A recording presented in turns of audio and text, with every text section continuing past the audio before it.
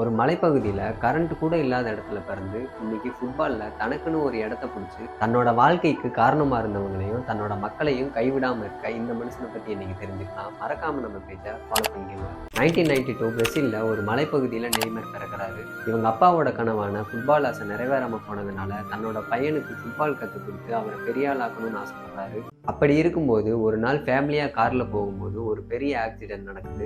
இதுல நெய்மருக்கு தலையில 11 ஸ்டிச்சஸும், இவருக்கு பேக் போன்ல பெயினும் ஏற்படுது. நெய்மருக்கு ஃபுட்பால் சொல்லித் தர முடியாத நிலைமை ஏற்பட்டதுனால, இந்த குப்பைகள் கொட்டுற பகுதியில இருந்தா நீயும் குப்பை தான் அள்ளுவ, அதனால நீ வெளியே போய் படின்னு சொல்றாரு. அதுக்கு நெய்மரும் நான் இந்த இடத்துல இருந்தே உங்களோட ஆசையை நிறைவேற்றுவேன்னு கேண்டில்ஸை வச்சு ஃபுட்பால் பிராக்டிஸ் எடுத்துக்கிறாரு.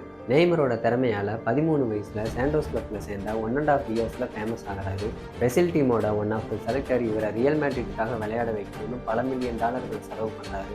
ஆனா அன்னைக்கு ரொனால்டோ மாதிரியான ஃபேமஸான பிளேயர்ஸ் இருந்தனால நெய்மரை ட்வீட் பண்றாங்க.